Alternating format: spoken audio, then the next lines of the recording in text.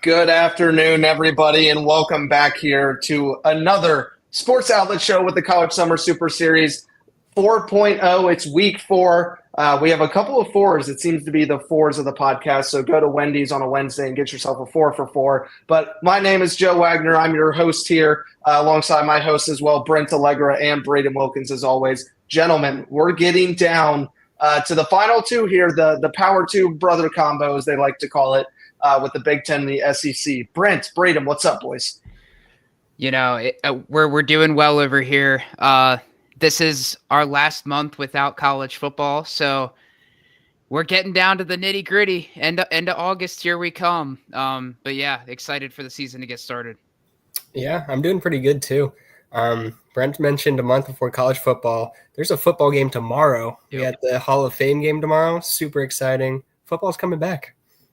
I, along with probably 8 million other people today, found out that Trey Lance is on the Chargers and is starting tomorrow. So if you want to talk about draft picks gone wrong, but hey, we will have an FCS team mentioned for me later on, but not from North Dakota State, but South Dakota itself. So, boys, first of all, absolutely just love the graphics that are going on today. Thanks, everybody, for hanging out with us at the ACC as well.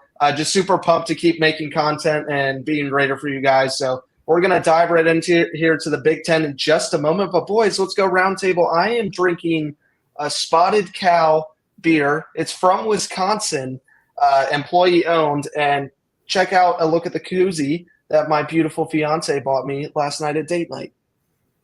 Whoa. Awesome. So Iron Tree Brewery in Christiansburg, Virginia, and let's go Hokies. So I'm not familiar with that color scheme. Brent, what do we got in the drinks over there? I have a Michelob Ultra. You can't see it because it's nice and tight and cozy in this Frost Buddy here. Not an ad. We don't get paid for those, but maybe No. maybe in the future we will. That's true. But yeah, Michelob. It's one of my favorites. Also rocking a Michelob over here. No koozie today. I'm just raw dogging it with the Mickey over here. Braden likes it straight up. He's a simple man with simple times. I appreciate it. Well, anyways, we're going to jump into the Big Ten, some big name teams this year going into 2025. But as you mentioned, last podcast we'll be doing, and then next one is the month of August when we do the SEC. No better way to kick it off. And if my math is correct, we'll be 19 days away from week 0.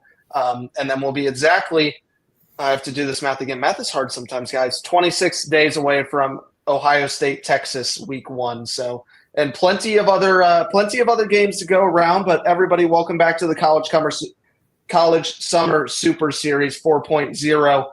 We're going to kick it off over here to the 2024 Illinois Fighting Illini. Who's got him? Yeah, that's me, boys, and Fighting Illini. That's probably one of the most creative names in college football. They just copy and pasted the state. But anyways, the Fighting Illini, they had an impressive record of 10-3 last year, as Brett Bielema had Illinois playing bully ball basically. Last year's 10-win season ended with a Citrus Bowl against South Carolina. And now the Illini have legit playoff buzz. They've got the defense, the schedule, and a coach who knows how to win big in the Big Ten. The secondary, it's elite. Xavier Scott and Miles Scott form one of the best safety duos in the league. And no, they are not brothers. I had to look that up myself. And Matthew Bailey, he comes along with 94 tackles and 7 pass breakups. He's everywhere, all over the field. Up front, they have Gabe Jackas. He's probably the best player on the team. He's an all Big Ten pass rusher with 8 sacks and a future NFL pick. And then you add in Wisconsin transfer James Thompson Jr., who is 6'6", 300 pounds to the defensive line, and this entire defense is nasty. On offense, you have Luke Altmaier, who's returning for year 3 after 35 touchdown passes last season. He's steady, he's efficient, and exactly what Bielema needs to complement that other side of the ball. And my game to watch, it's week 8 at Washington. You survive Seattle after Ohio State, and Illinois is a legit playoff contender. My floor and ceiling for this team, floor is 8-4 if the defense takes a step back and Altmaier regresses, and the ceiling is 10-2 and a shot at the Big Ten if they handle Washington and Indiana. My prediction, maybe a little bit more of a realistic outcome, is 9-3. They're avoiding Michigan, Oregon, and Penn State on their schedule, so that will help big time. And I just want to say that Illinois hasn't had back-to-back double-digit win seasons ever in their history. So if everything goes perfect, if they are able to reach their ceiling, Bielema could at least have a shot at changing that for Illinois. That is crazy that they've never done it ever. I feel like Illinois has always been in the middle bunch of the Big Ten just over the past couple seasons. Braden, what is we got off the podcast last week talking about the ACC. You talked about the Big Ten and their alphabetical orders. And what fun factoid do you have on that? Yeah, we talked about it last year too. There's 18 teams in this conference, and there's not one that starts with any letter before I. That's crazy. The question we need to think about is who can transfer into the Big Ten to fix this? I like it. I mean, you think about some ACC teams. Obviously, Clemson is a possibility, but you think about Boise State, they're up and running, but they just transferred over. We'll continue to watch. Braden, I'm trying to make it better for you, I promise. Maybe Arkansas gets degraded. I don't know. Akron Zips. Hey, they're being mentioned later in the podcast. Don't steal my thunder there. Who would have thought that the Akron Zips were getting mentioned? You'll find out later. So tune in and stay tuned in to find out. But let's kick it over to maybe the most surprising team in college football, the Indiana Hoosiers. Yeah, it was very fun to watch last year. They went 11-2, 8-1 in the Big Ten. They did lose in the first round of the college football playoffs against the eventual runner-up Notre Dame, 27-17. Their only other loss in the season came against the eventual national champions in Ohio State, 38-15. So this team only lost to, theoretically, the best two teams in the country, the two teams that made the college football national championship game. They scored 41.3 points per game. That's second in the FBS behind Miami. And they only allowed 15.6 points per game, and that's number 6 in the nation. So this team was really, really good. Their head coach, Curt Cignetti, once said, "It's pretty simple. I win. Google me." And if you do, he's not exactly lying. He built his career in the FBS at Elon and at James Madison. It's his 9th year as a D1 head coach. He's gone 77-20 in his tenure. So he wins. He wins quite a bit. Their top player is going to be Mikhail Kamara. He's a senior edge rusher. Last year he had 47 tackles, 15 tackles for loss, 10 sacks, 1 pass breakup, 3 fumble recoveries, and 2 forced fumbles. He's projected top 10 at his position in next year's draft, and he could sneak into the first round with a stellar year this year. The top player they're bringing in is Fernando Mendoza. He's a junior quarterback out of Cal. Last year he threw for just over 3,000 yards, 16 touchdowns, and 6 interceptions. They're going to want to see him throw a couple more touchdowns and keep that interception ratio pretty low. Their over-under is set at 8.5 for this year, and I think that's pretty about where they should be. My floor for them is 6-6, and my ceiling is 10-2. The most important game for me is going to be Week 4 versus Illinois. They're starting the conference slate off with a bang in what could be one of the more interesting Big Ten games of the season. It starts a tough stretch with away games against Iowa and Oregon next on the schedule, so it'd be huge to get a win there and start 4-0. My prediction for them this year is going to be 9-3, taking a little bit of a step back, but still a great season for Indiana. Well, I like to think of it as the Illinois, Indiana, Iowa triple threat. The 3 I's we like to call them. You never know what you're getting out of them every single year, and Indiana was the team that overtook this season. Typically in the past, we've seen it be the Hawkeyes. We've seen it be Illinois from time to time, but all 3 of these teams just making a statement, tuning us into the Iowa Hawkeyes. And if you don't know the name Kirk Ferentz, then you need to go back to 1999 when he got hired. He's going into his 27th season with the Hawkeyes at 204 wins and 124 losses. An even more fun fact about him is He is the longest tenured head coach in FBS. I think that was easy. But he's done it by 8 years. Both guys we talked about last week, Mike Gundy and Kyle Whittingham from Utah and Oklahoma State, respectively, if I can speak. Two guys that we talked about last week. But, I mean, Ferentz is just – all Iowa cares about is two things, defense and corn. That's it. Talking about the Hawkeyes this upcoming season.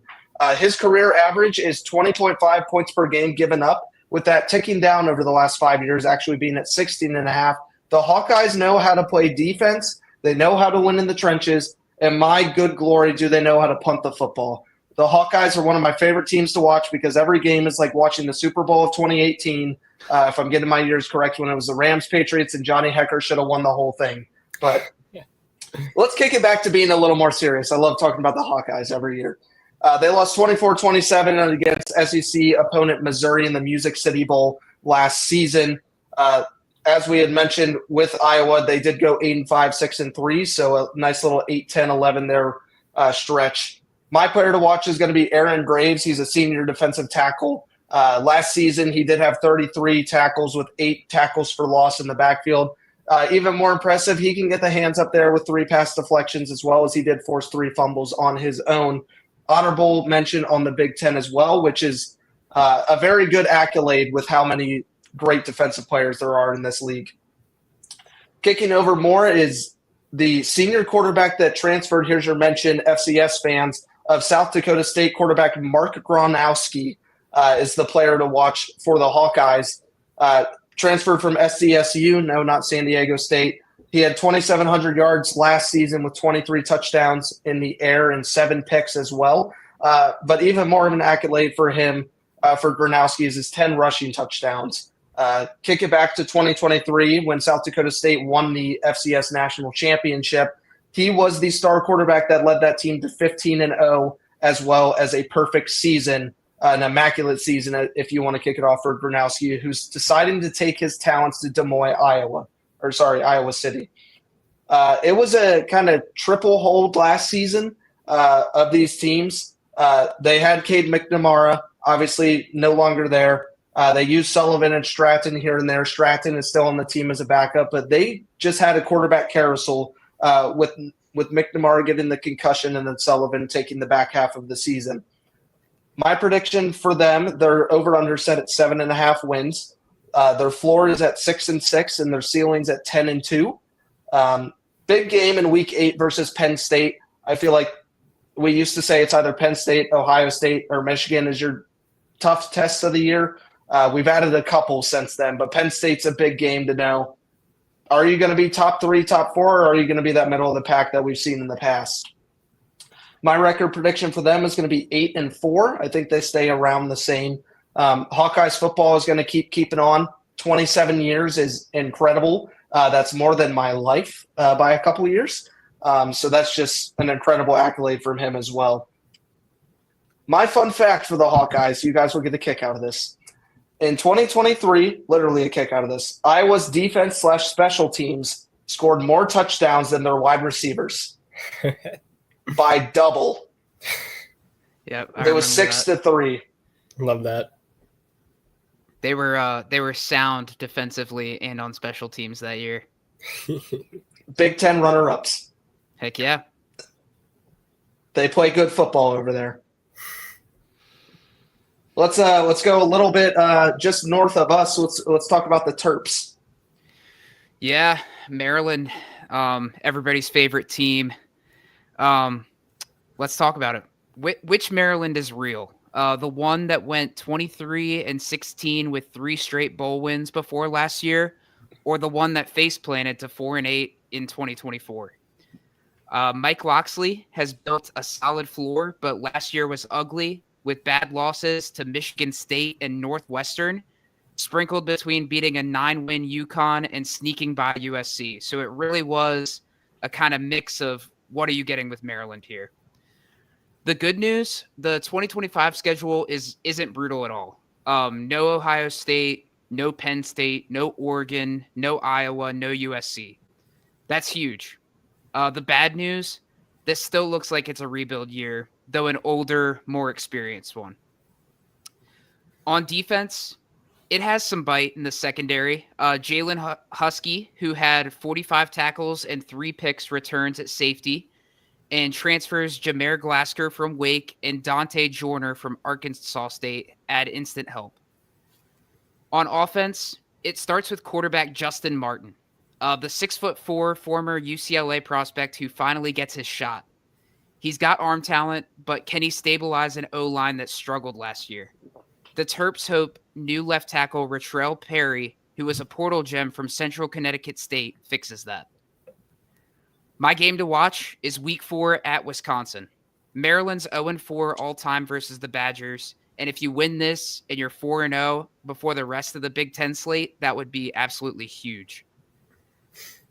My floor and ceiling for this team, floor is 3-9 if Martin struggles and defense leaks, and ceiling is 6-6 if the new quarterback hits and soft early schedule turns into real momentum. My prediction, though, 4-8 once again. Loxley's done some good things in College Park, but if he has another 4-win clunker, I really think the heat is on, and he could be begging for his job at the end of the year. That's not something you want to see if you're a Terps guy.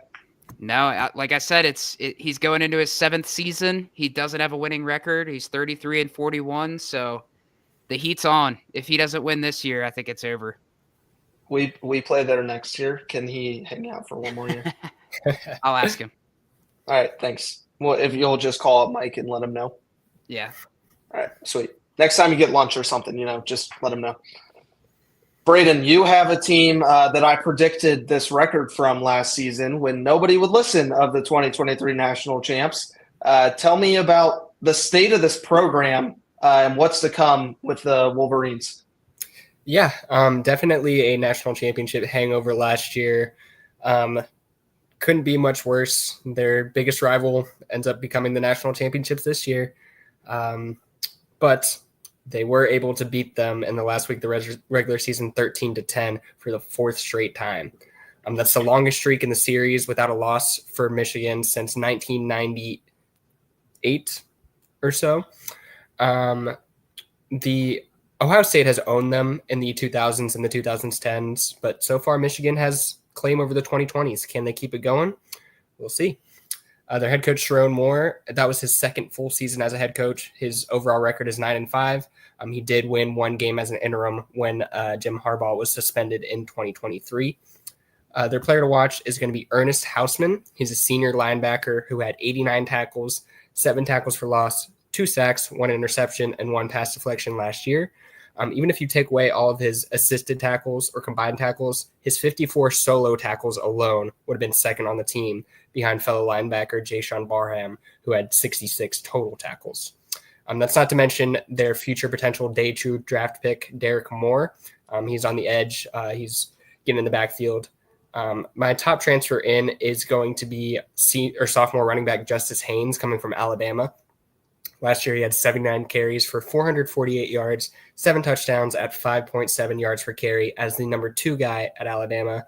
He should be the number 1 option here in Ann Arbor. And this offense needs help. The defense looks solid. The offense is where they got to get things going in order to return to national championship contention. Their over-under is set at 8.5 this year. I have their floor at 6-6. I don't see them missing a bowl game. If everything goes right and the offense clicks, I could see them going 11-1 and returning to form. The game to watch, as always, is going to be Week 14 versus Ohio State. They're taking on their rival, seeking a 5th straight victory in the series. It's their toughest game in the conference. It's a pretty weak conference schedule. They're avoiding Penn State, Oregon, Indiana, and Illinois, so maybe the top 4 outside of Ohio State. I have them going 10-2 this season. 10-2 for the Wolverines. That's quite the turnaround. But, Bryce Underwood's coming in, the big recruit. So I think that'll be huge for him. We'll see if they brought in a couple other quarterbacks, too, if he starts to falter. Alex Orji's still there. He wasn't great last year, but we're all looking at Bryce Underwood. Heck yeah, he's got a big reputation to live up to, being the number 1 recruit. I talk a lot of smack on J.J. McCarthy, but I'm interested in 2 things. Is one, how big of the difference was from the 23 to the 24 team of quarterback play was McCarthy versus the O-line /Corum /Roman Wilson / the defense with everybody out there. Obviously, Will Johnson very much underperformed as well. And part two is how well is J.J. McCarthy going to do with the Minnesota Vikings? So I think that'll answer itself this upcoming season, where he has nowhere to hide behind the best offensive line, debatably the best college running back of that year in Corum, and a stellar defense. So a lot to see on McCarthy. I know I've been hard on him in the past, but very curious to see what happens there. Kicking it over to the better Michigan team, right? No, not really. Unfortunately, Tom Izzo can't coach two sports, but head coach Jonathan Smith is going into year number two. Yeah, year number two. Excuse me. Was just one of those years where it was just a shocking move when Smith jumped off of Beaverland in Oregon State and Corvallis to decide he wanted to take a shot at the Spartans. I guess the declination of the Pac-12 was a big reason for that, but he was succeeding. He transformed that program and decided he wanted to go to state. He's a pro-style spread kind of guy. His offense revolves around the quarterback, and that's exactly what Aiden Childs needs to do this upcoming season. Obviously, Smith went 5-7 in his first tenure last year, but Childs is somebody that a Michigan State fan, and I quote, said, he has bright flashes and is a roller coaster of a talent and needs to find a way to show up consistently. Childs is somebody that you saw all over the place. He's either throwing 70-yard touchdowns to win big games, or he's throwing stupid interceptions in their week one games. So curious to see if the kid has learned some discipline, obviously going into his sophomore season. But back with the Spartans, another player to watch is going to be senior safety Nakai Martinez. He had 51 tackles and 2 picks last year, along with 2 pass deflections. He led his entire defense in snaps played as well for the Spartans for this past season. Another guy to watch, started his career at Oklahoma, transferred to Texas State for the 23 and 24 seasons. Now heading over to Spartanville is Joshua Eaton, who had 27 tackles, a tackle and a half for loss, a sack, and 5 pass deflections. Looking to get some defense from him, a place where the Spartans struggled last season, but they also need Aiden Childs to take up the helm of the role of QB and leadership and see what can happen there. Their over-under set at 5.5. I think that's very respectable and fair. Their floor is at 5-7 for me. Their ceiling's at 8-4. I think they do avoid a couple big marquee matchups. Looking for their first title appearance as well in the Big Ten since 2015. Definitely something they're trying to get back to form with is the Spartans. My game to watch for them is going to be Week 6 at Nebraska against the Cornhuskers. I feel like these teams go a little bit hand in hand, with Nebraska having a bit of an edge with Dylan Raiola at quarterback, but it's one of those games where it feels like you're either going to be in the top half of the crop or the bottom. So definitely one I want to see come Week 6 to mark on my calendar. I have them going at 6-6, making a bowl game appearance. I think Jonathan Smith would be appreciative of that, getting some postseason play for the Spartans. And then my fun fact for you guys is Michigan State was the first college football team to have a player rush for 2,000 yards in a season. It was in the 1960s by Lorenzo White, who was also called the Motor. Ooh. And he brought collegiate landscapes to the Spartans as a destination football program. So you can thank Lorenzo White. Dang. Devin Singletary copied his nickname, the Motor. Yeah, no, his is broken. Third string running back on the Giants now. Let's go. Fall from grace. Hey, man, at least he's on the best team in the NFL. That's true. That's facts. It's true. Super Bowl ring's a Super Bowl ring. Oh my God. Just ask Carson Wentz, right? Yep. Exactly. Let's kick it over to the Golden Gophers. Yeah, that's my team, boys. PJ Fleck, he's still here. He's keeping the boat rowing. But is it ever going to sail into the playoff?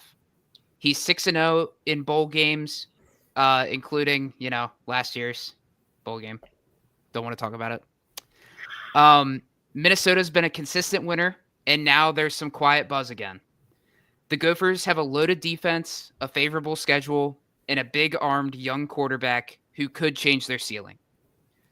On defense, they were 5th in the nation last year in all of college football. It's kind of surprising because Minnesota's not one of those schools you really think about in the top 5 of anything, to be honest. But they were really, really good last year. The linebacker group is stacked and the corners are solid. And then they brought in Jalen Bowden from NC Central, who is joining their cornerback room. So their corners are going to get even more solid than they are now. The star of the show is safety Coy Perrick, who is everywhere as a freshman. He had 46 tackles and 5 interceptions last year, and he might be one of the Big Ten's best defenders in 2025. On offense, it's Drake Lindsey time. The redshirt freshman is the future and probably the now. He's a 6'5", championship-winning Arkansas quarterback with serious arm talent. He'll have portal help, including massive Washington offensive tackle Khalid Tafai, who is 6'5" and 338 pounds, protecting his blind side, and UCF's Marcellus Marshall helping up front. If Lindsey clicks early, the offense could hum. My game to watch is Week 8 at Iowa. It's probably going to be one of those huge defensive matchups like we've seen in the past. But the most important thing about Minnesota and Iowa is it's trophy time. The Gophers finally broke the Hawkeye curse in 2023, win again, and they might be 7-1 heading into the final stretch. They're fighting for that Floyd of Rosedale, that big bronze pig trophy we've talked about a time or two on this podcast. So it's really important for Minnesota and Iowa to have a good appearance in that one. My floor is 6-6 for this team if Lindsey isn't ready and the defense regresses. And my ceiling is 10-2 if the D is once again elite and Lindsey is that guy. My realistic prediction, the quarterback is raw, even with high upside, and only 10 starters are returning, even though the portal alleviated a lot of that initial blow. But the schedule is also not bad at all. So it's really hard to make up my mind on this team. But I think my realistic prediction is 8-4 this year. Just another one of those teams you see that just can't get past the hump of Penn State, Ohio State. And it was already difficult. And then you added Oregon and you added Washington and you added all these other teams that are throwing problems at the curve. And it makes teams like this really just fall behind. Yeah, but Minnesota, they're still a really good team. It's like in Iowa, like you said, they're still a really good team. They seem to make a bowl every single year. PJ Fleck, he's 56-39 entering his 9th season. So it's really hard to make a change when your team is still having success. It's just hard to compete with the Ohio State, Penn State, Michigan. It's just hard to keep up. It's going to be wild when one of these teams win the Big Ten. Nobody's going to know what to do. I might strip. Family friendly. Talk to me. We could skip it. Yeah, Northwestern's one of those teams that it just got harder for them as these teams were added on. They went 4-8 last season, 2-7 in the conference. They scored 17.8 points per game. That's bottom 6 in the nation and second worst in the Big Ten. Their head coach, David Braun, he won a bowl game in his first season. Production was just not the same in year 2. So he's going into his 3rd season. He's 12-13 there overall. My player to watch is Caleb Tiernan. He's a senior right tackle. He's a top 10 offensive tackle in this upcoming draft class. He's by far the best returning starter on the offensive side of the ball. And speaking of that offense, it's totally rebuilt, which is good considering how abysmal they were last year. 7 out of 11 starters are transfers, and that's going to be headlined by Preston Stone, senior quarterback transferring in from SMU. Last year, they just decided he wasn't the guy. He didn't play that much. He was the second string. He was fine in 2024 when he played, but in 2023, he was really good. 3,200 yards, 28 touchdowns, and 6 interceptions. So we'll be hoping to return to that form here for the Wildcats in 2025.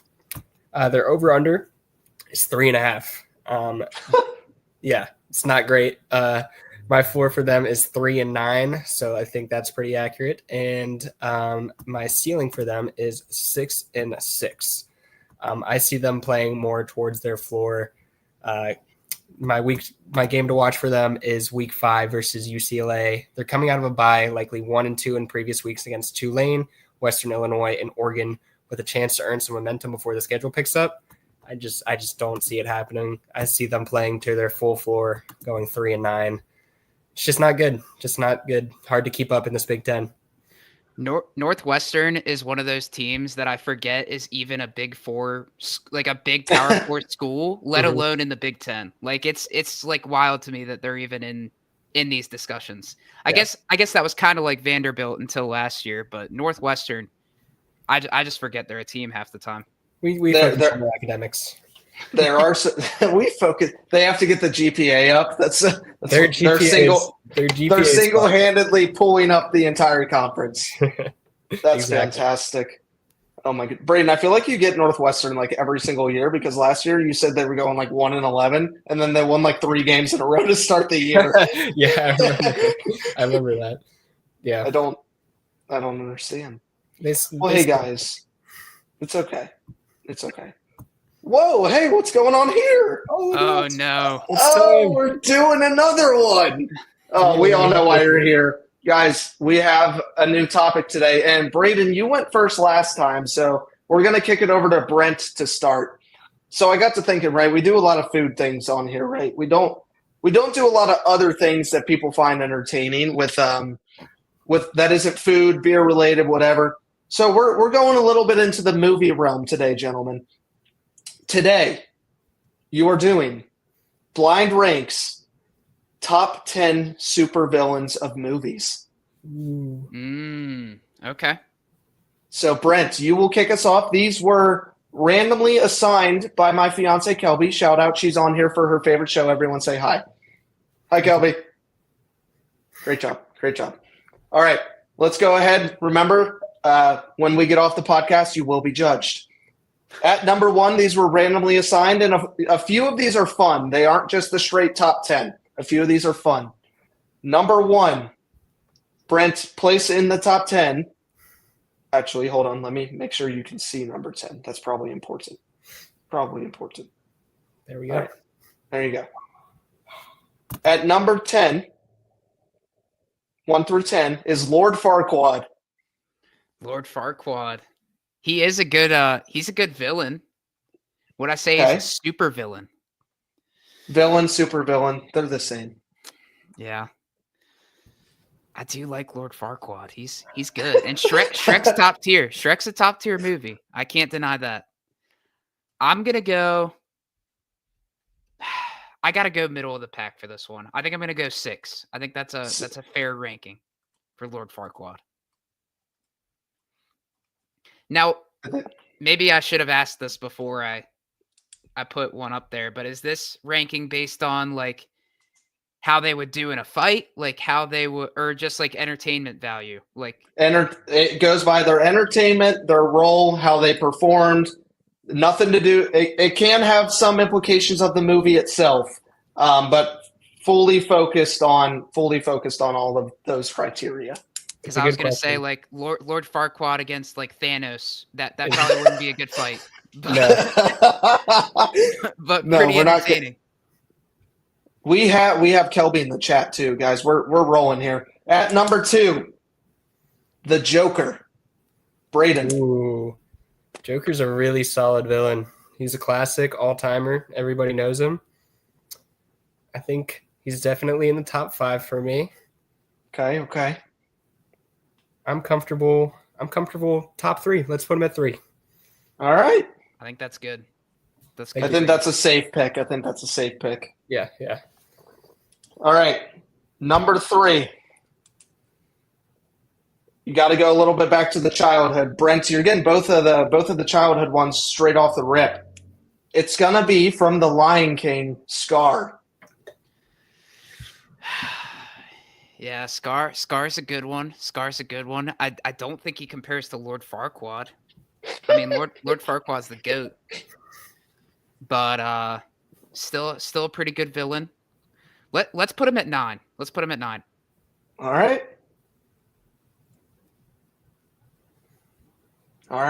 Braden, are you ready? I'm ready. You have the easiest decision of the podcast. Number 4 is Darth Vader. Yeah, that's who I was waiting on. That's the first person that came into my head when you said this. He's number 1. That's good, Braden. Thank you. I feel like I'm getting some easy ones here off the bat. Some iconic ones. Are we doing better than last week at this time? I would say so. I Yes. think maybe. I would say you're killing it compared to last week. Doing very, very well. Kelby might disagree. I'm seeing some chats in here. You'll be judged later. Don't worry. We'll be judged. Well, for maybe next week we have her on and just yell at you guys the whole time. Just the whole time. Hey, that'd be entertaining. Sure. We'll see if she wants to do it. All right. At number 5, Brent, one of my personal favorites, but I'll let you two be the judge of it, is Megatron from Transformers. I don't know why when you said that I thought of Calvin Johnson immediately, and I was like, what are you talking about? Yeah, Megatron. Man, it's been so long since I've seen Transformers, but the first Transformers was iconic. Yep. Iconic. Better than Scar. Probably better than Lord Farquaad too. I think I'd put him at 5. Put him at 5? Yep. He's a good villain. It's crazy. I agree with you, Brent. I think Calvin Johnson might be more associated with Megatron than actually Megatron, which is crazy. That's a good nickname. Like, it's just one of the most iconic football nicknames. It really is. Braden, you're number 6 from the Pirates of the Caribbean, Davy Jones. Davy Jones. Okay. The squid that plays the piano. For back in the day, the CGI on him was so good. He looked so good. It was. Very good looking villain. And by that, I mean disgusting. But I think I'm going to put him at like 8 here. I think I'm okay with that. All right. Davy Jones at 8. All right. Back to you, Brent. Another pretty big iconic one, but depends how much you like it. From the world of Harry Potter, Lord Voldemort. Oh yeah, he's a top tier villain. He really is. It's definitely got to be 2 or 4. He's not going to be any lower than that. I'm trying to decide if he should go ahead of Joker or not. That's my conundrum, and I think there might be some more really good villains coming up. So I think I'm going to put him at 4. But he is a top tier villain. All right. Braden, I'm glad you got this one. At number 8, take us back to boys' night. You have Mr. Jigsaw. Yeah, I don't know why I knew that one was coming too.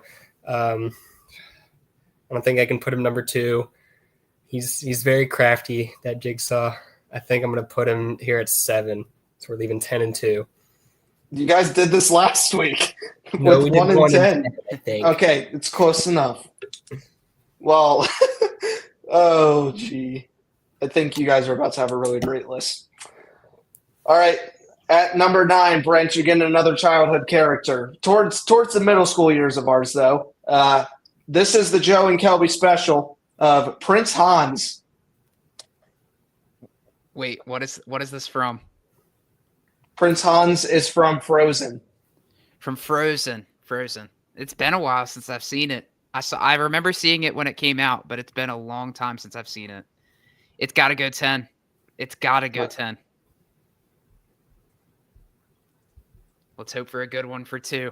Let's see what we got here. Remember, suspense as always.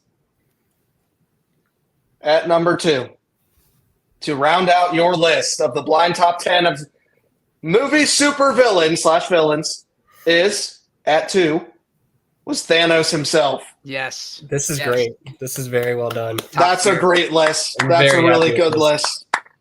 That's a really good list. Yeah. I like it. I'm trying to see where you guys may have big messed up, and I don't see one.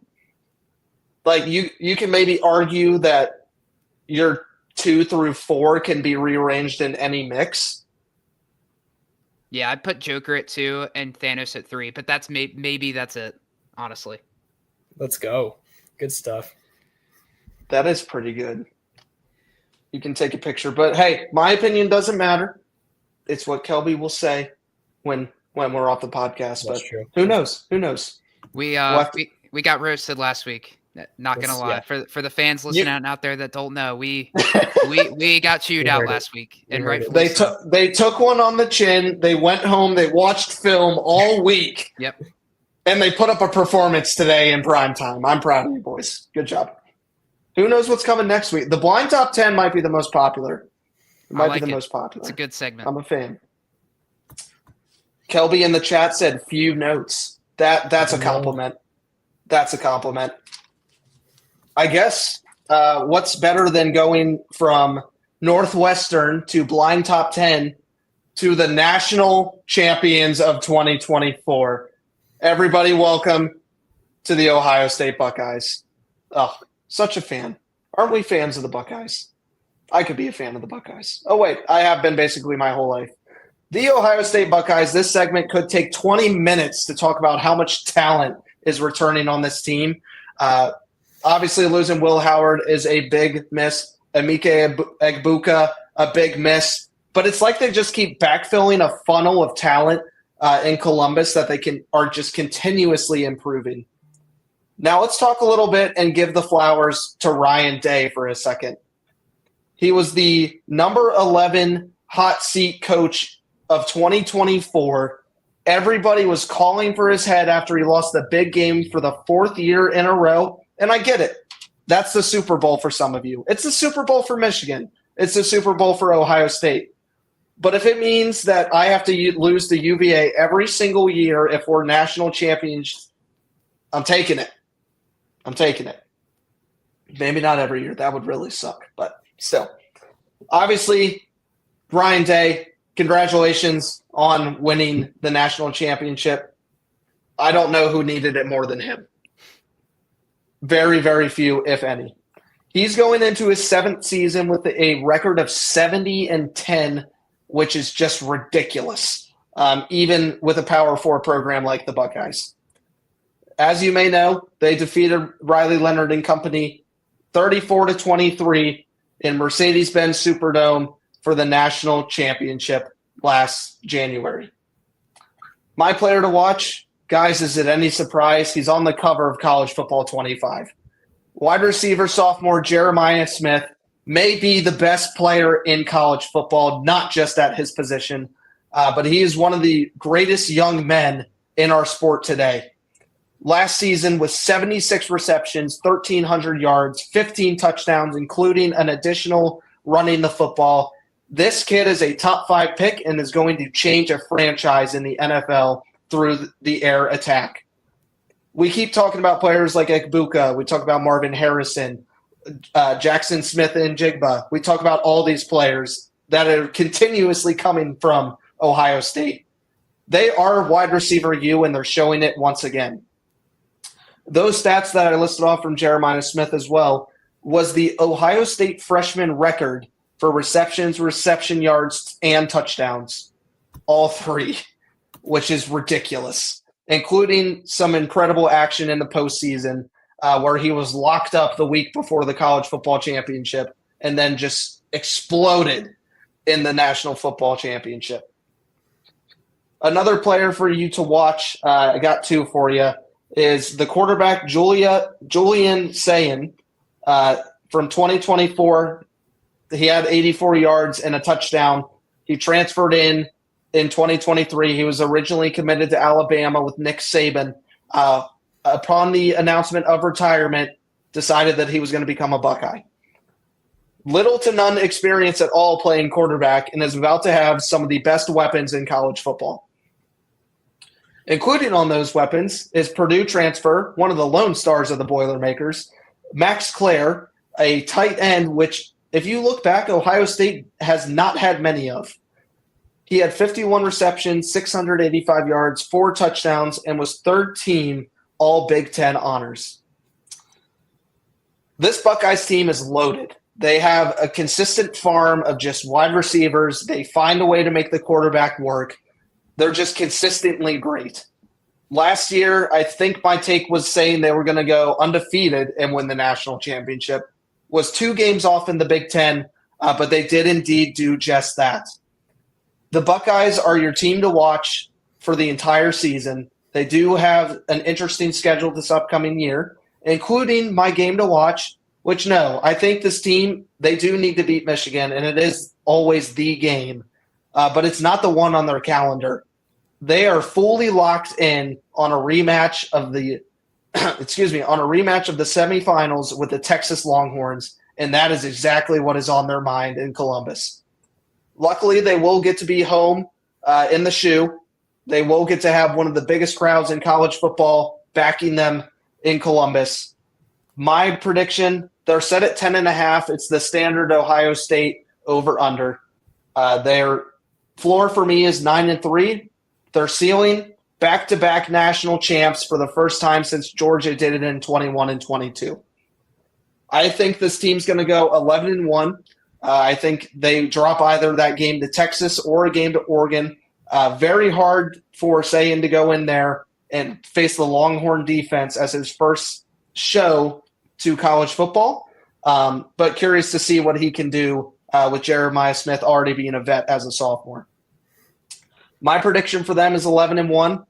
The quarterback is a big portion of it too. And my fun fact for your Buckeyes are Ohio State has produced the most Big Ten MVP winners in conference history. So they just keep throwing stars up on the board. Hey, I couldn't have said it better myself. My only note, LSU is wide receiver U. All day. All day. Yeah, I'm going to have to agree with that. I think we need a comparison chart. Justin Jefferson, Jamar Chase, Malik Neighbors, Brian Thomas. That's all I have to say. That's all I have to say.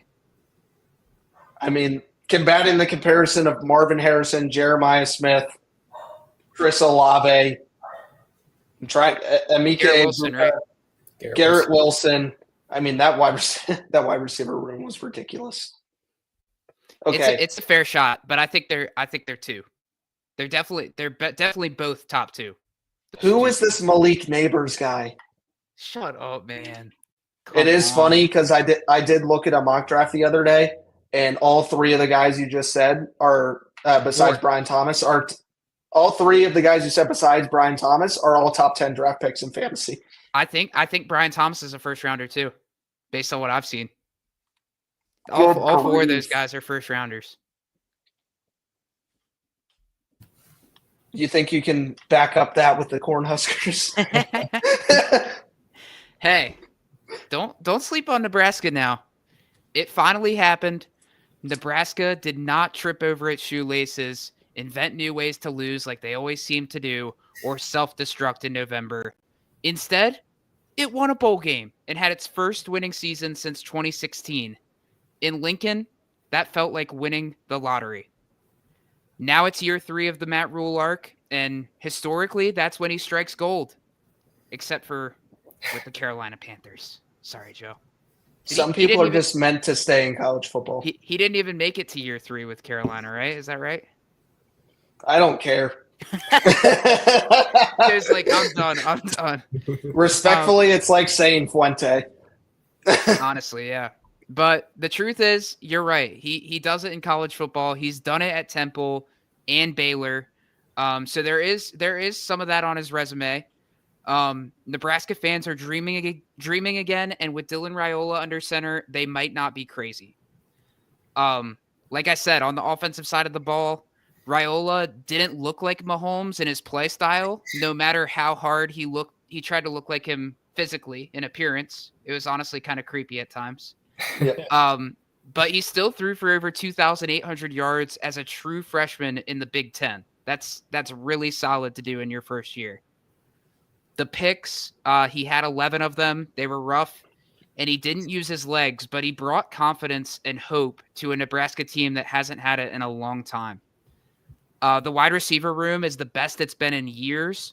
Ja'Cory Barney is electric. Kentucky transfer Dane Key brings polish. And Neziah Hunter adds another reliable option to their room. Add some stud freshmen to round it out, and this group can go off. On defense, they were quietly solid last year, and they should hold up its end of the bargain again. The Huskers don't need an Elite D to win, just one that avoids the big bus and can hang when it counts. Rule has built a solid base there. My game to watch is Week 4 versus Michigan. They play Cincy, Akron, and Houston Christian in their first 3 weeks. So they should be 3-0 heading into a monster home game. Come on, man. Sometimes the schedule makers aren't fair.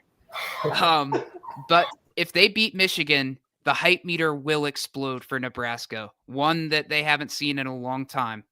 It would also signal Nebraska's official return to mattering again.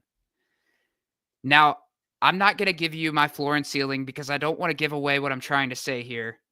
But I think Nebraska is this year's Indiana. Raiola is a young stud who will only go up. The defense will be nastier with their portal additions, and I believe Matt Rule will use some of his year 3 magic. I have the Cornhuskers at 10-2 with a college football playoff run in the cards. That's my prediction this year. Whoa. It's my hot take. Raiola is the truth. Raiola. That's cray, Bray. That is cray. I like it. Might happen. Their over-unders at 7.5. You know, I think that's pretty solid. That's a lot more solid than they have been. And I think they'll exceed that. I think they're going 10-2. All I'm saying is I had a similar reaction when he said it about Washington, so I have no reason to not believe this man. Right. We'll see it. We'll see it when it happens. Good grief. What a fan base that would explode. Yeah, they've been wanting one for a while, and I think they're going to get it. Braden, I don't know how you follow that, but you can tell me about Rutgers, I guess. Rutgers. The Scarlet Knights, 7-6 last season, 4-5 in conference. They lost their bowl game versus Kansas State, 44-41. Greg Schiano, their head coach, is in his 6th season in his second stint with Rutgers. In this second stint so far, he's 25-34. Overall, he's 94-101. My player to watch is going to be Daniel Jabome. He's a junior linebacker. Last year, he had 105 tackles, 8 tackles for loss, 3.5 sacks, and 2 forced fumbles. Daniel Jabome is the leader of this defense. They did completely rebuild their defensive line. And my goodness, these defensive ends that they brought in. We have Eric O'Neill, senior defensive end from JMU, 52 tackles, 19 tackles for loss, 13 sacks, 1 interception, 1 touchdown, and 3 pass deflections. And Bradley Weaver, senior defensive end from Ohio, 44 tackles, 15 tackles for loss, 8.5 sacks, and 3 forced fumbles. These 2 dudes live in the backfield and will be terrorizing some quarterbacks this season.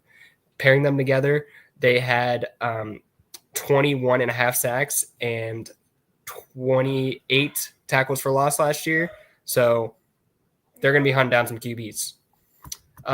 Unfortunately, that's their bright spot. Their over-under is set at 5.5. My floor is 3-9, and my ceiling is 8-4 if everything comes together. Defense should be solid. They have a lot of great pieces. It's the offense that we're worried about. My game to watch is Week 4 versus Iowa. It's a Friday night game to open their in-conference slate against a pretty solid Iowa team. Winning here could potentially mean a 4-0 start in their 4th straight home game to start the season. What's interesting is they start the season with some action. Week 1, Thursday versus Ohio, and Week 2 versus Miami of Ohio. So Rutgers getting some action early on. Let's see if they can win out there. I have them going 7-5 this season. Taking a bit, or they're going to be staying exactly where they were last season. Maybe winning their big bowl game this year. That would be a step up for Rutgers as a program. Hey, As long as they're not on Virginia Tech's schedule, I'm good with it. we're barking for Rutgers and Maction, baby. We're barking. Exactly. We're hyped for some action. I need some action. Right now. Man, so close. All I want to know is who let this guy get the Buckeyes and the Ducks. The 1-2 combo punch of the Big Ten that everybody saw coming, and it did come to the truth. Oregon Ducks head coach Puddles, the mascot. Let's talk about him. Puddles is the greatest mascot in college football. He's amazing. I just think he deserves his own segment and shout out before we actually talk about the Ducks. So shout out Puddles. Great job. Keep doing your thing, man. Let's talk a little bit about the Oregon Ducks in 2024. Obviously, a great record at 13-1, a perfect just blitz through the Big Ten, especially beating Ohio State in the regular season, right? Did a great job. Then you get the 1 seed. You get the bye. You're relaxed. You're rested. You're coming up against Ohio State. And Oregon got screwed by how this bracket shaped out. Not sure why the 12 seed wouldn't come their way, or they got screwed. Ohio State ends up coming in and not just beating them, but embarrassing Oregon 41-21 and sending Dylan Gabriel to the NFL. Just an absolute embarrassment by the Ducks. They didn't even play poorly. Ohio State and Will Howard just said, nah, we're coming. So Dan Lanning's taking a new approach, right? He's going into his 4th season. He's 35-6. He is the youngest Power 5 head coach at 35 years old. Power 4, excuse me. We'll get back there. Youngest Power 4 head coach. He's taking new strategies such as jumping in pools and switching schools. If you heard about 5-star defensive edge Richard Wesley, you might have seen the video go viral about him jumping into a pool with a 5-star recruit from California, and then 17 days later, he decommits, and 1 month later, yeehaw, he's a Texas Longhorn. So, Dan, we got to find different ways to get the team in. We got to find different ways. But there's your line for the podcast, Braden. Jumping in pools and switching schools. There you go. It's okay, though, because Oregon has a little bit of depth on edge already. You may know this guy's brother, but I'm going to just obliterate this. His name, he's the edge junior rusher by Matayo Ueangalele is – I think I nailed that. Braden, how'd I do? You can say that perfectly. Great, yeah. Thanks, man. But Matayo is the junior edge. He is the brother of DJ as well. In 2024, he had 37 tackles, 10.5 sacks, which was first in Big Ten play, 12.5 tackles for loss, an interception, 2 forced fumbles, 1 block kick. Unlike his brother, he will be going pro here in the future. He was first team All Big Ten. He's somebody that the Ducks are going to rely on defense, and it's something that Oregon has just always done so very well. So definitely a major factor there for the Ducks. One guy to keep your eye on as well is going to be quarterback Dante Moore. Oregon and Ohio State are in the exact same situation right now at quarterback. So I'm very curious to see 2 guys that have really never taken a full intensive snap of football before trying to lead 2 of the greatest Power 4 programs to victory in the Big Ten. He was a 2023 5-star recruit. Sports Illustrated said he was the number 1 overall, and 24/7 Sports also had him at number 3. Sat behind Dylan Gabriel last year, knew he was going to learn a little bit. Only got off 7 pass attempts last season and completed 4 of them. So be watching out to see what Dante Moore can do. Another guy to learn is also from Purdue. So there was 2 transfers from Purdue. The whole team just left. I don't blame them. We'll talk about it later. Is Dylan Tinamoon. He's a junior safety who had 104 tackles at a safety position last season, with 69 of those on his own, 4.5 tackles for loss, 1 sack and 6 pass deflection, and he was an all Big Ten honorable mention with 104 tackles. Just to tell you how deep the safety position goes. I mean, we could have talked about Caleb Downs earlier, talking about the Buckeyes as well. This team is going to be really, really, really good, and I wouldn't be surprised if Oregon and Ohio State are your 1-2 punch in the Big Ten again. I have their over-under set at 10.5, just like the Buckeyes. Their floor is at 9-3. Their ceiling's at 12-0. Big game is going to be Week 5 at Penn State, and if I'm correct, it's the whiteout for that one when they go down to Beaver Stadium. I might have to double-check that. It's somebody big that was supposed to do that. I thought it might have been Penn State. Anyways, Oregon is my predicted to go 11-1, same as Ohio State. I think both of these teams will make another run at the college football playoff. And then fun fact for you guys, we mentioned Puddles earlier. He's my fun fact. The duck mascot that Oregon uses is actually a direct representation of Donald Duck, who Disney granted the rights to Oregon in 1940. So there you go. Donald Duck, one of my favorite Mickey Mouse characters. Donald Duck. Donald Duck. Gotta like him. Let's talk about another powerhouse. Yeah. Joe mentioned Ryan Day. I think the Heat transfers over to James Franklin. I think he might be the next one on the list that needs to win the big one. He's won everything except the thing. And that's all that matters when you're playing for a school like Penn State, when you're playing for a school like Ohio State. And in 2025, he's got the horses, the hype, and the heartbreak hangover to make one more run at it all. This is the team everyone's chasing in the new look Big Ten, in my opinion. Even if Ohio State won it all last year, even if Oregon was the 1 seed last year, I think this team has something to prove. The schedule lines up. The talent is stacked. The experience is there. The goal is simple. Get to Miami Gardens on January 19th and win it all. On defense, replacing Abdul Carter is like trying to replace a hurricane. The Big Ten Defensive Player of the Year, he put up a video game stat line last year, 12 sacks, 23 and a half tackles for loss, 14 passes defended as an edge, 68 tackles, and he's already looking like a menace on the Giants in NFL camp, already looking better than established pros like Brian Burns and Kayvon Thibodeau off the edge. You don't replace that in college football. But you try. And Penn State's trying with Danny Dennis Sutton, who had 8.5 sacks and 2 forced fumbles last year, and top transfer linebacker Amari Campbell. Campbell lit it up at UNC last year. He had 76 tackles and 6.5 sacks of his own, and he's already drawing buzz as linebacker used next star in the middle. On offense, this offense runs through the backfield, literally. Nicholas Singleton, now a senior, is already a Penn State legend. He's had over 2,900 rushing yards, 32 touchdowns, 78 catches, and 8 receiving scores in his tenure. Add in Katron Allen, who led the team in rushing last year with 1,108 yards of his own right, and Quentin Martin Jr., who could start for half the SEC.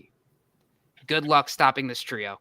This trio it's the best running back room in the entire college football landscape.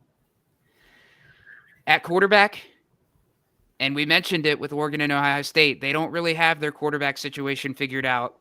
Penn State does. Drew Allar enters his 4th season, and he's finally driving a sports car instead of a minivan.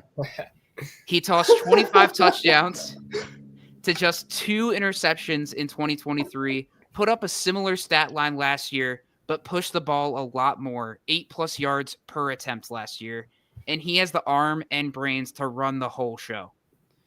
The wide receiver room is being rebuilt, but maybe upgraded. They added Kyron Hudson from USC.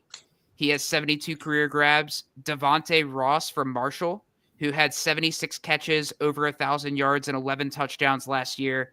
And probably the cream of the crop, Trevor Penna, who comes over from Syracuse, who had 84 catches and 9 touchdowns from the slot.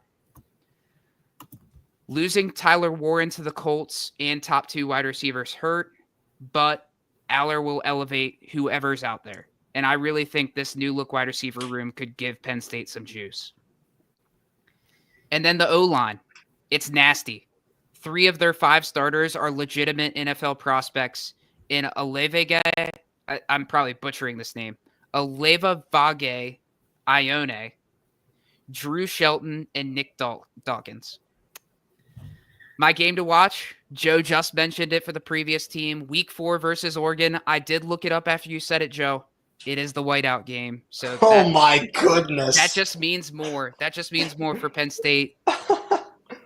Ohio State looms later, but this is the first gut check. The Ducks beat PSU in last year's Big Ten title. This time, it's in Happy Valley. Win, and the path to the playoff gets real smooth. Lose, and they might need to win against Ohio State later in the season.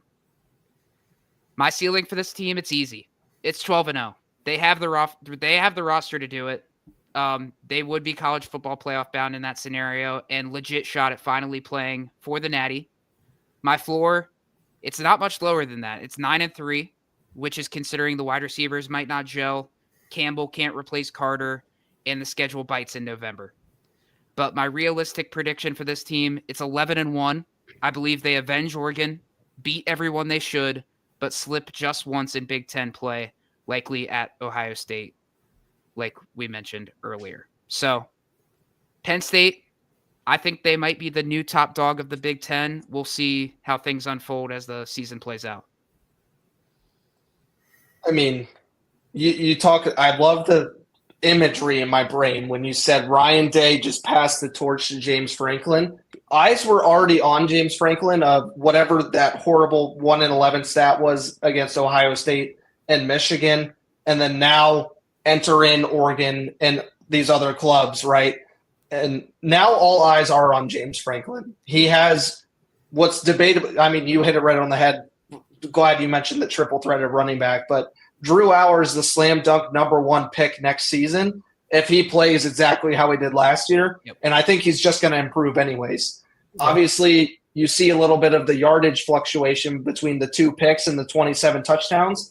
You said you saw the change from 23 to 24. If he keeps that change from 24 to 25 and he throws 35-5, right? If he throws another couple picks because he's being more aggressive, there's no reason that this Penn State isn't the biggest vet team and can't take the Big Ten, right?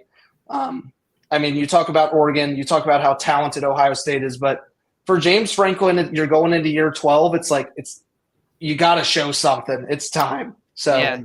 Piggybacking off of that, like past 2 years, it's been Michigan, national champions, Ohio State, national champions. Where's Penn State's? They're the big 3 in this Big Ten. James Franklin's got nothing to show for it yet. Yep. It's another one of those scenarios. Like I said, like James Franklin, he's entering his 12th season. He's 101-42. That's a extremely solid record. But at Penn State, it just means more. It's more. You have to be better than that. You have to win the big one, especially entering a double-digit season like year 12. It's huge. And Joe mentioned Drew Allar. I think Drew Allar would have been a top 3 overall pick if he entered the drafts last year. I think he would have been first. I think that if he wasn't there for the Giants at 3, he would have gone at 1. Like Joe said, but Drew Allar has all the tools to be one of the top quarterbacks once again this year, and I think he's taken a huge gamble by staying at Penn State. He must know something that we don't. Hopefully he wins the big one, and hopefully his gamble pays off. And Brent, I'm glad you mentioned those running backs. I feel like we've been talking about Katron Allen and Nick Singleton for 3 years now. Now that they have a trio, it's just even more disgusting. Yep, it's crazy. It's the best running back room in all of college football, easily. For sure. It's got all the tools. Now you just got to finish. That's it. Good grief! How do you go from the Ducks to the Nittany Lions to another team with a coach on the hot seat? I was going to say this team does have one thing in common. One thing in common with Penn State is that hot seat. Seat's getting real warm down there in Southern California. The Trojans went 7-6 last season, 4-5 in their first year in the Big Ten. They lost the Las Vegas Bowl versus Texas A&M, 31-35. Lincoln Riley, you better get to winning. It's his 4th season. He's gone 26-14. He's already lost more games in 3 seasons here than he ever did at Oklahoma. He only lost 10 total in Norman. It's his 9th season overall. He's gone 81-24 in his tenure as a head coach.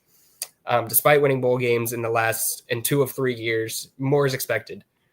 He's already, like I said, it's one of the hottest seats in college football right now for Lincoln Riley, and it's not going to be a great year to try to prove that with all these great teams in the Big Ten. They do have some tools. Mekhi Lemon is a junior wide receiver. Last year he had 52 catches, 764 yards, and 3 touchdowns. He did not get in the end zone very well. Jacoby Lane, his fellow wide receiver, stole all the touchdowns. He had 12. But Lemon is generating a lot of offseason buzz for a breakout in 2025. He's already projected as a top 10 wide receiver in this upcoming NFL draft. If he can find the end zone more and establish himself as a true wide receiver 1, he could propel himself into the first round and perhaps the second wide receiver taken off the board with a big year this year.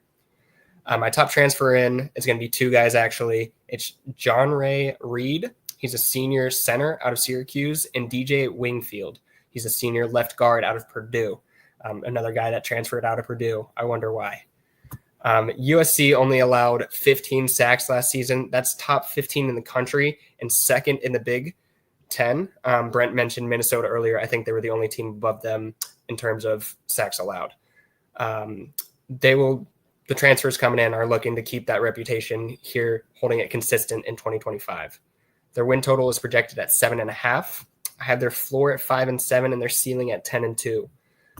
My game to watch is going to be Week 5 at Illinois. It's a tough road matchup. They should be looking at going 5-0 into a bye week if they win that game. This would be a huge momentum boost before taking on Michigan, Notre Dame, and Nebraska next in the schedule, with Iowa and Oregon waiting later on.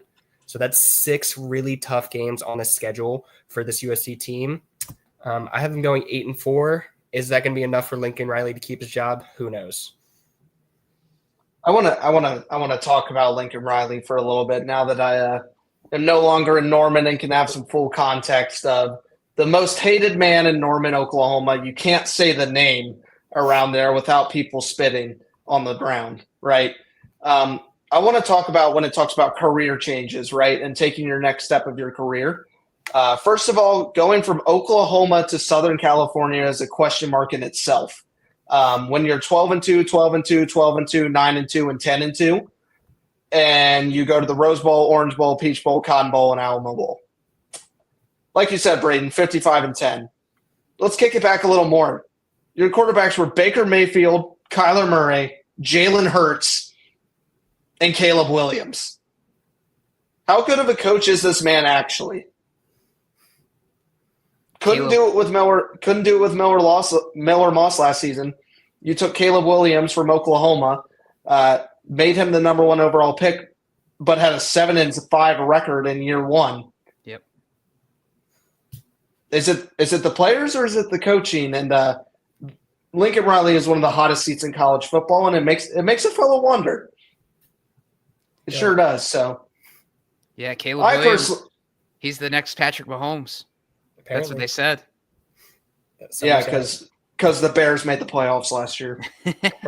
Yeah, he did great. Bryce Young, baby. He's the future. I just thought I'd put my 2 cents in. I have no beef with Lincoln Riley. I have no actual, when he had made the transition. Big Brent Venables fan. But just thought I'd give you my 2 cents of just how really if you think Fuente was a deal, I need you to multiply that by 4 or 5 times. So. Just means more. It just means more. Losses. All right, speaking of more losses, let's talk about Purdue. It sounds like they lost a lot of players because I've been hearing the Purdue transfers on all these teams, so I'm interested in that. Well, Brent, let me tell you, we've come a long way since the 2023 Big Ten West champions when they were 7-5, and I don't know why we had divisions in this conference, but I'm glad we got rid of them. So 1-11. Jeez. We're talking about a Big Ten team. They play basketball, but they've been notably good at football in the past. Week one, they beat Indiana State 49-0. That was the last time you saw success from this team. New head coach, same running back, new edge rushers, and 4 of 11 returning players, not starters, players on defense. So a lot has happened. Barry Odom is coming in from UNLV, who spent 2 years with Las Vegas and obviously had a Mountain West Conference Championship appearance last season, losing to Boise State, but has really turned the Rebels program around, going 20-8 in that span. He's a defensive-focused coach, which, by golly, does Purdue need some more of. He's obviously entering his first season. The lone star that decided, hey, I'm gonna stay here, I'm gonna see what happens, is running back Devin Mockabee the senior running back who had 138 carries, 687 yards, and 4 touchdowns. He's the star. On the other side of the ball, they did get a nice transfer, and Brent, here's your Mac mention. The senior edge rusher, C.J. Nunun Lee, the fourth from Akron, is their star player to watch, who last year had 56 tackles, 11 tackles for loss, 6 sacks, 1 forced fumble, 1 fumble recovery, and 2 pass breakups. That was enough to be first-team All-MAC for the second time in a row. So Purdue, they do more than just basketball. My game to watch for them is Week 7 at Northwestern. Because, we got to get 1 in the win column in that 0-9, right? But in all seriousness, we're here to highlight a little bit. The defensive side of the ball should be better. The offensive side of the ball, they need to run a lot. It cannot get much worse than it did last year. Although I guess it statistically can. I don't think it will. For Purdue, they're over-under, just like Northwestern, set at 3.5. Like we're sitting down in the CUSA. Their floor is at 2-10. Their ceiling is at 6-6. They have a rough schedule. They really do. Like I said, Week 7 at Northwestern. So they're going in on the road to try and get a Big Ten win. I have my prediction generously at 3-9. Barry Odom has a lot to do. I think he is a great head coach. I think he can turn the program in the right direction of a 3-9, then a 6-6, and then be competitive. But it's going to take some work, especially with how much competition is in the Illinois, Indiana, Iowa area. Your fun fact feels kind of disrespectful. Purdue is known as the cradle of quarterbacks. You may know the names of Len Dawson, Bob Greasy, and Drew Brees. Man, have we gone a long way since then. But there's your fun facts. They're the cradle of quarterbacks. Yeah, Joe, I really resonated with that can't get worse than last year line because they've been saying that for 3 years about the Giants. And each year it keeps getting worse. So we'll see. Maybe Purdue will be 0-12 this year. It wouldn't shock me one bit. Somebody somewhere, some Purdue fan is here and has clipped this, and they're going to win. They're going to win the Big Ten. Hey, that would be awesome. We're not going to be allowed to do this ever again. Hey, Brent, tell me about another basketball team. Yeah, UCLA. Chip Kelly, he pieced out to Ohio State after 2023, and beloved former running back Deshaun Foster stepped up in 2024 for his first year as head coach. It wasn't always pretty. UCLA barely escaped Hawaii, lost 5 straight at one point, but things quietly clicked late with the Bruins winning 4 of their last 6 to get to 5-7. The offense was bad. They were 126th in scoring. The Big Ten was a rude awakening, and now in year 2, Foster needs to show the rebuild is moving. Enter Nico, and I still butcher the last name, Iamaleava. It's just I'm a leaving. Nico, I am a leaving Tennessee.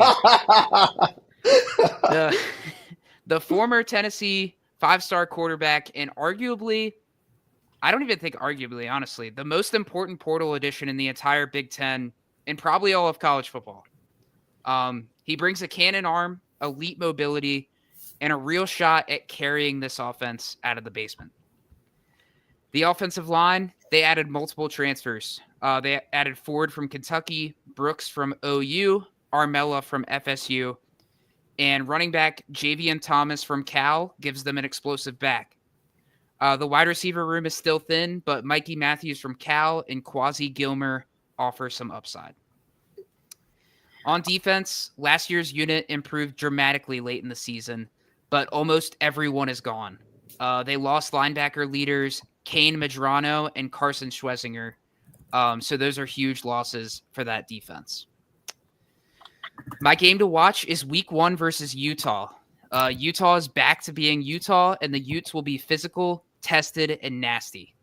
For UCLA, this home opener will say everything about whether 2025 is a step forward or just more pain. My record prediction is sadly 4-8. I think Nico keeps them from totally imploding, but he really is the only thing to write home about UCLA. The rest of the team is kind of hot garbage, not going to lie. But Nico will give them enough wins to stay at 4-8, maybe hope for a bowl if they're lucky. So that's my prediction for UCLA. Nico and head coach of Tennessee, Josh Heupel, rewrote the NIL description with what happened this offseason. Somebody came in and said, "You're going to pay me what I'm worth." And he straight up looked at him and said, "You are not worth that. No." And then he was like, "But please." And he was like, "No, you need to negotiate." And instead of negotiating, he decided to go to UCLA. Talk about plummeting your draft stock. Yep. Let alone for some money, he probably got his bag, even though I'm pretty sure it was like $2 million less than he was asking for. Mm-hmm. But yeah, and I mean, obviously they don't have enough to pay any other NIL transfers because the team around him is not looking good. No. So yeah, you're right. He probably did tank his draft stock, and we'll see how it works out this year. But he has the talent. I just don't know if he has the pieces to get it done. I'm definitely the biggest question mark in college football, for sure. Yep. Braden, tell me about Brent's favorite team. Yeah, the Huskies, 6-7 last year, 4-5 in the conference. They lost their bowl game. Honestly, the positive thing is they made a bowl. It was never going to be easy coming off that national championship loss, losing DeBear, losing all of those players to the draft. Luckily for us, or luckily for the Huskies, Jedd Fisch is a head coach that is not afraid of a rebuild. It's his 5th year overall as a head coach. He's gone 23-29 so far. He built Arizona from the ground up. They were 0-5 in 2020, and he was hired the following season. 1-11 the next season, 5-7 after that, and then he took Arizona to a rare, surprising 10-win season in 2023. Without him, they fell back down. So Jedd Fisch is a guy who is not scared of a rebuild. And luckily for him, I don't think expectations were very high for him last year. I think I went back and looked, and most people had them going 6-6, so right where they ended up. He's going to have to take a step forward, if not this year, next year, though. I think they're still in a little bit of a rebuilding phase. That's going to start with wide receiver Denzel Boston. He was second on the team in 2024 in receptions and yards with 63 and 834 respectively, and he led the team with 9 touchdowns. He is going to be the number 1 option here in this year in 2025. He is a top 5 wide receiver in this class and could be a first-round draft pick.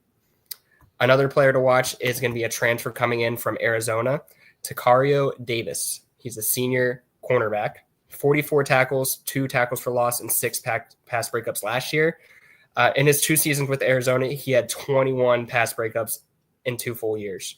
So it's about 10 a year. He's getting his hand on the football. And I bet you didn't expect to hear this last name twice this podcast.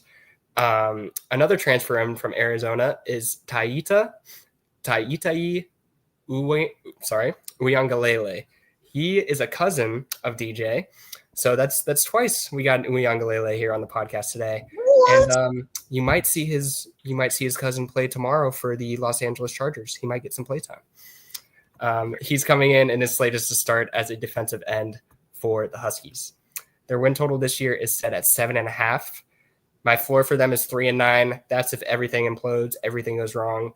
I really, really think that's not going to happen. Their ceiling is 8-4. I think they still got a year to go. So that being said, in a year where Washington isn't quite ready to be in contention, it's always good to have a fun rivalry game to look forward to. That's going to be week 4 at Washington State. That's the Apple Cup. It's the 117th installation of the Apple Cup and will be hosted by Wazoo. Washington State got the win last year, so the Huskies will be looking for revenge and to extend their series lead. Currently, they lead 76-34-6. Guys, fun fact here, the very first Apple Cup took place in November of 1900. That's 1900 in Seattle. At the time, Washington State was known as the Agricultural College Experimental Station and School of Science of the state of Washington. And the game resulted in a 5-5 tie. So very fun there. 5-5. 5-5. We absolutely love that. Yes, I do think it's another rebuilding year for Washington. They're putting the pieces together and looking to get back into contention here in the future. They will go 6-6 again this year. I didn't know the Apple Cup was so famous from Shenango High School. I didn't know Washington's been taking it. I know, right? Good for We them. need it back. Good for them. We do need it back.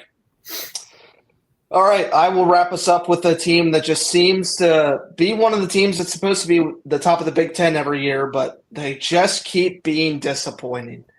Let's talk about the Badgers. Wisconsin Badgers.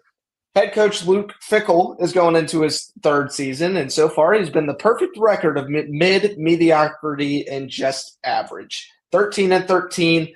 He's number 11 on the job security under pressure polling list. Going into year 3, Wisconsin expects success. They don't expect this crap. 5-7, it's not good enough.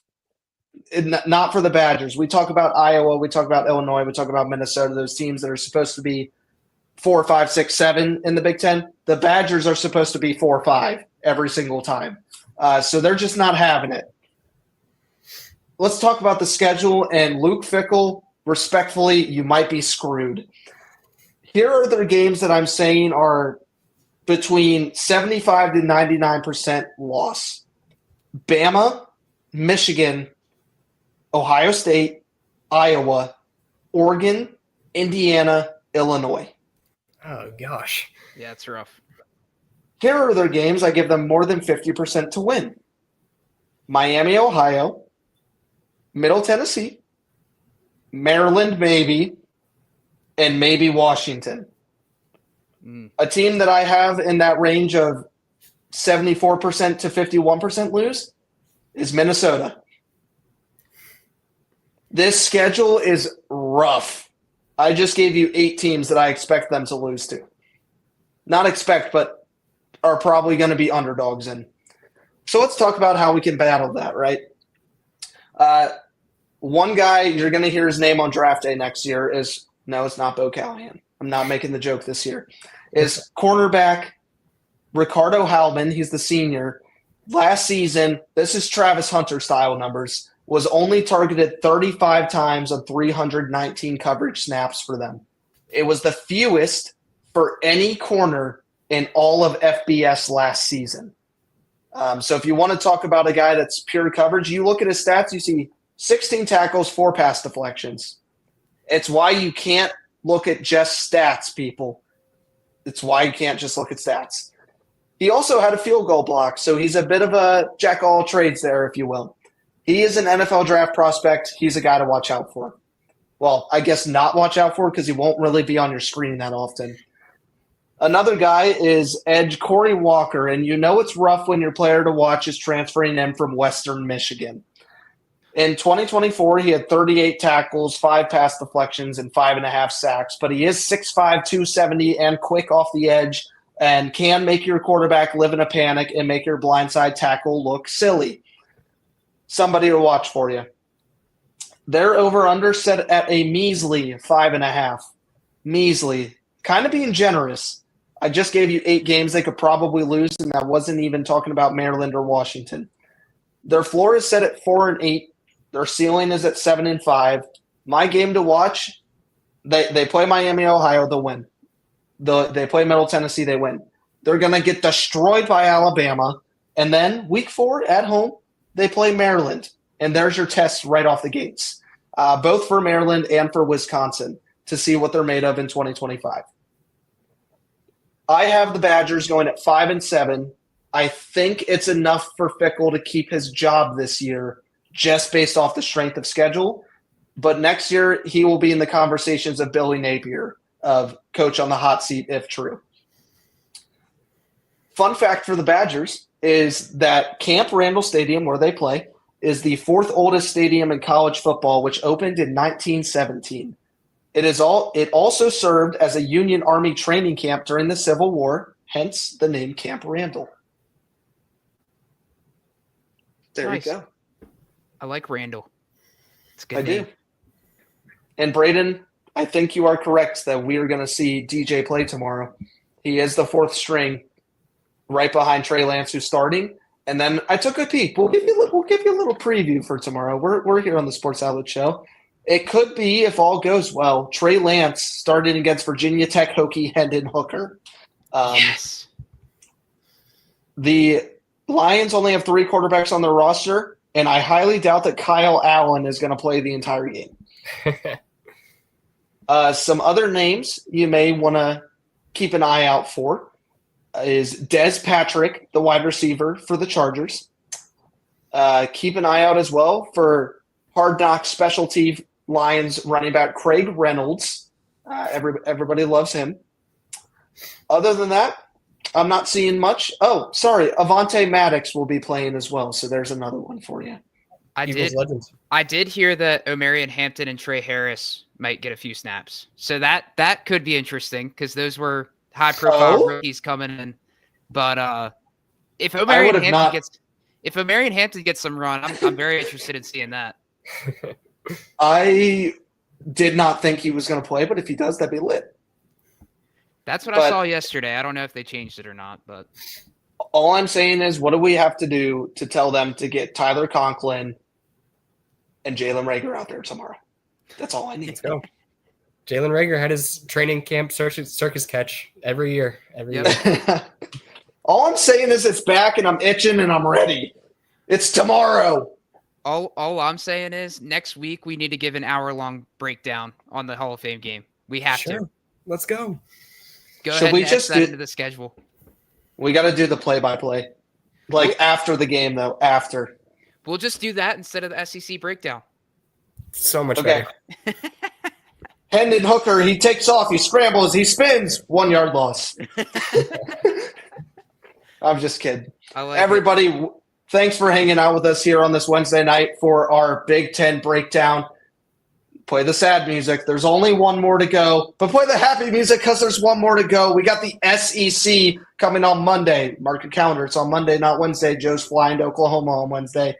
So Monday, August 4th, same time here at 7 o'clock is the SEC breakdown. Super pumped to have you guys here with us tonight. Another shout out to our graphic design and content creator, Alex Begune. Appreciate all these sick graphics that you keep pushing forward for us. You saw Drew Allar on the thumbnail as well, and we hyped him up just as well. But what a conference, Big Ten, SEC next Monday. We'll see you guys on the Sports Outlet Show. Enjoy some college football tomorrow. Go watch Happy Gilmore 2, and make sure just keep on keeping on.